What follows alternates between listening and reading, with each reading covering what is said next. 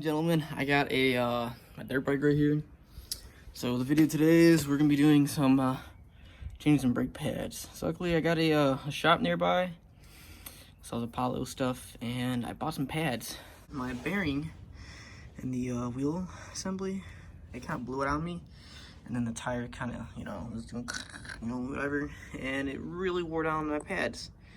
I don't really have any life in the one near the piston. I'm gonna show you how to change these out. That's gonna be today's video, and just some basic maintenance on this we might be doing for today's video.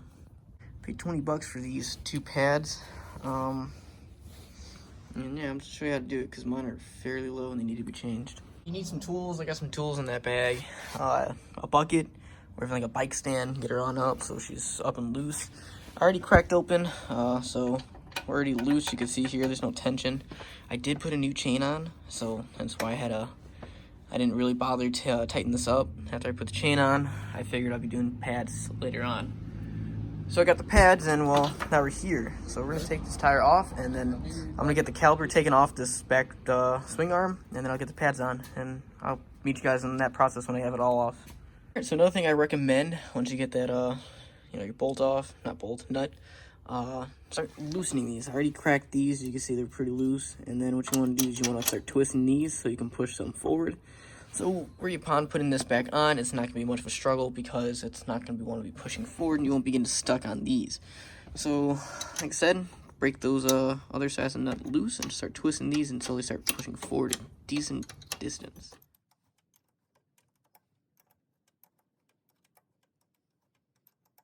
And slide this the bolt, and then get the caliper out of there and try to get those pads out. So just slid it out, just some spacers right there. Make sure your bearings are in decent condition, and then just like that, the tire should fall, and then you should be able to pull out your caliper like that. Now you got two Allens, it looks like, right up here. They're holding these pads in. So I'll be right back when I get a proper Allen that fits these, and I'll show you how to take these pads off. There's a little bit and slides out. See, I've done one so far, broken the other one loose, and I'm gonna get the other one off. Really loose, right? Easy enough to, I should be able to pull it out. Just like that. And now our pad should be somewhat able to slide out. Just like that. I'm probably going to clean these up and compress this piston a little bit so I can size in the new ones. Now just get an idea of some new pads, what they look like compared to some of the old ones I got. I think they're about time to get new ones. This is probably a smart approach to grab these and actually do them so I didn't have to damage up my rotor. I might have caused some damage to my rotor, judging seeing how low these got. But luckily I did not use them afterwards at accident, as you can see where my rotor was actually hitting. So we're gonna toss these new ones on, throw those old ones away, and put it all back together. Two is that this piston's really extended out. So what we're gonna do, we're gonna have to push this thing back in. Might have to open that up so I can get, little to no pressure to pushing it back in, but I might let air into the system. So I think the smartest way to go about this is just to get some C-clamps and try to squeeze it to get it back in place. So what I did say at first, I assume, I don't know why, but there was too much fluid in the system, and I'm sadly gonna have to let some bleed out. Yeah, just get this piston in, and then I'll bleed her through, make sure there's no bubbles in the system, but just get this piston down. This is what I'm gonna have to do. I've compressed it, squeezed out some fluid, has a container to catch it all. And then I've slid these pins in, and they go in pretty easily. They give you a little fight, but once you get them in line, they'll go in. I'm gonna tighten these up, and we're gonna slap her on. All right, so once you got all that stuff done, put it all back together. What I actually did, I took the time to take out the slides. I greased them up. I sanded them down. Got some rust on there, some dirt. I cleaned them up a little bit, so now they'll slide hopefully a little better. It'll be smoother braking. I will probably have to, as you see there's spacing in between those, I might have to top off some more brake fluid in there, but that's no longer a problem and all this kind of stuff. So I'm just gonna slide on the bolts and the spacers in there, get it all situated, and I might bleed the brakes depending on where it sits or how it responds. So as you can see, I got it all back together. Not yet to get it tightened up, as I still got to adjust for the chain tension. So I'm gonna slide him on there so I don't have any parts lost.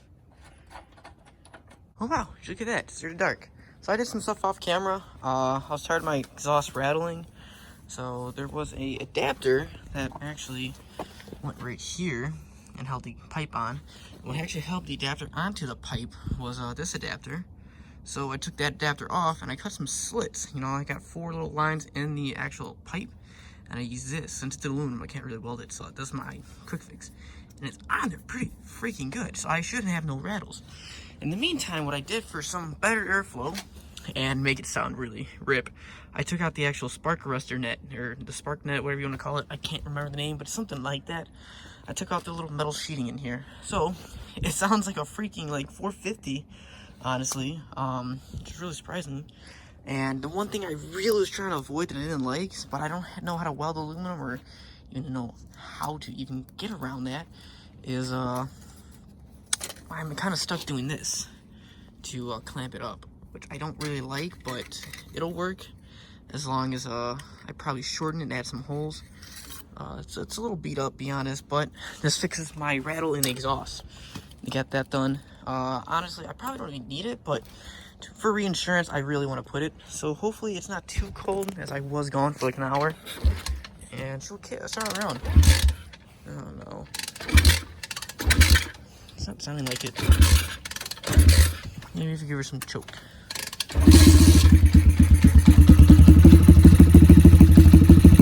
So no rattles. She's running really rough because she's on full choke. But just get you an idea, it works. It doesn't rattle. I like it. It's actually pretty sturdy for as it is, but I don't like that being the only contact of holding it right there, the engine. So I'm gonna put a mount here for sure. But I really wish I could have welded it so it's really sturdy, but this will have to do. So I'm probably gonna shorten it up, and we'll see how it goes from there.